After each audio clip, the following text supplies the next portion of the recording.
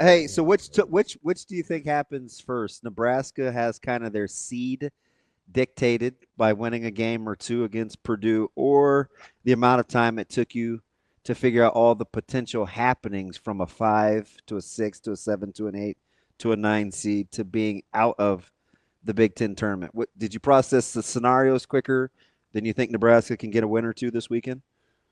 I still can't process this scenario, so There's a that's lot. like it's really weird.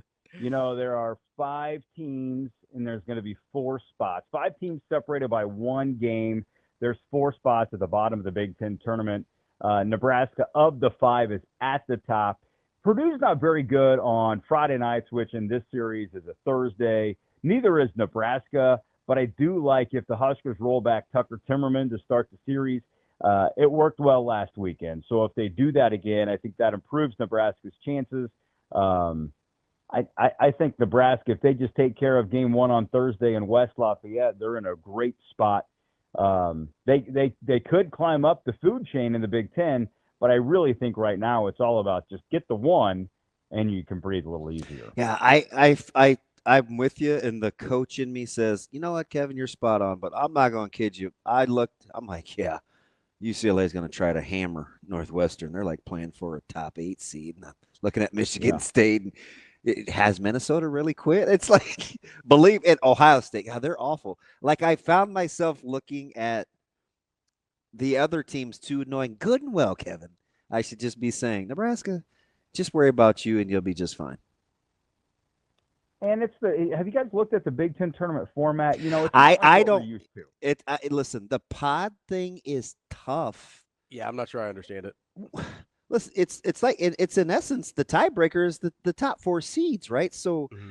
the way you set up your pitching in this pod thing is hairy, Kevin. I think it's because a potential game changer. And I don't think that the seed matters as much with the pod situation, Nope. with the different pools that they're doing. So, as much as you might want to say, well, if they could get up to a 6, what does it really matter? It's not like you're playing out a bracket where, one's playing 8, two's playing 7. It's not that way. The format changes with the conference tournament expanding. So, really, of course, you want to finish higher in the league, but just get in the tournament. And right now for Nebraska, it's just winning on Thursday, and everything looks pretty good. Yeah, it's a team like Iowa that's got to be looking at this new system and thinking, well, what advantage was it to really win? Like, to win the turn, Didn't get to a lot win of the help regular here. season. Like, it's now I get the rest thing to some degree, but you're right. Without the tiered seedings, it's tough.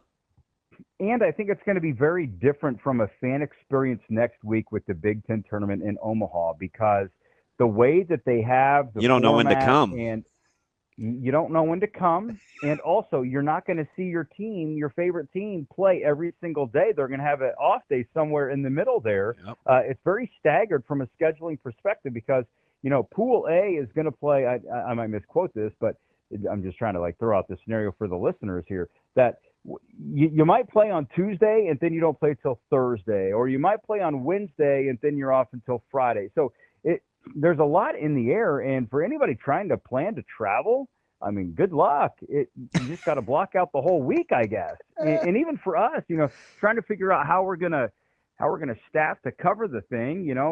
Not that it's that far from Lincoln to Omaha, but still, with everything else going on next week, with state baseball, high school state track and field championships, state soccer finals on Monday and Tuesday, it's like, how do we even fit in the Big Ten tournament, especially not knowing when Nebraska is going to play? And we won't know until Saturday night. Yeah.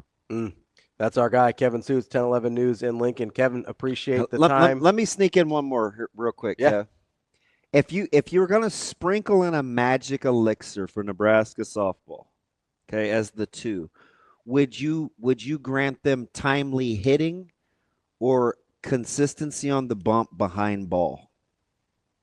It's B all the way. Just play well behind Jordy, because you have an elite talent in the circle. If she gets some support behind her, and I think they've done a pretty You decent need job. one more arm though, right? No, you Okay. don't. Not Okay. this time of year. No, All right. you just ride Jordy, and that's why I think Nebraska is making it out of Baton Rouge. I think they're going to play in the supers, and they're going to have a shot.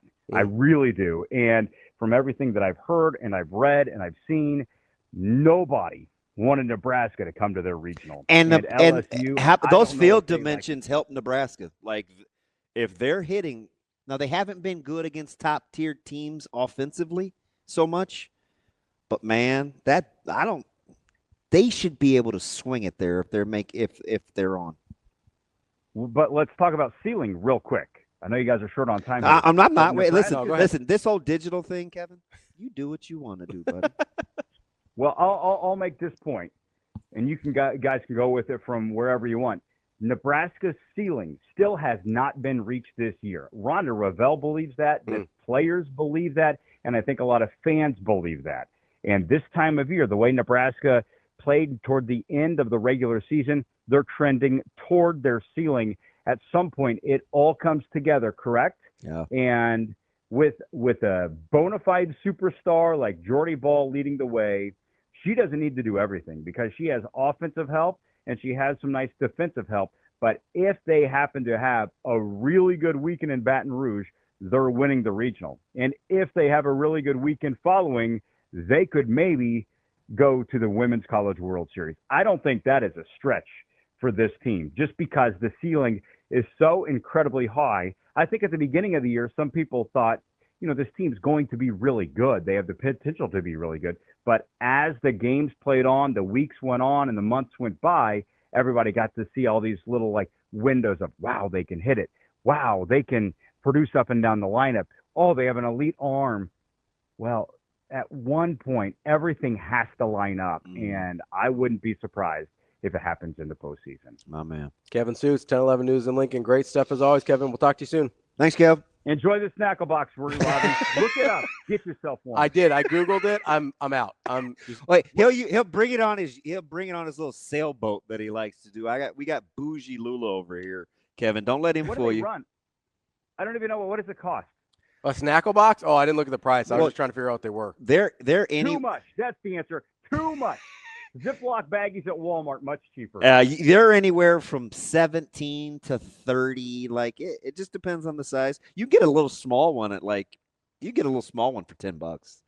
But I'm sure it gets a little leaky. We can't have any crossover precip. Apparently, you can spend as much at shopsnacklebox.com as $65 on one. Oh my! Which goodness. seems aggressive. I feel like that might be what my wife. Hey, you just keep working. She's got that Rolls Royce Snackle Box. She's got the whole thing going. Enjoy it, buddy. All right, be well, guys. Thanks, Kevin.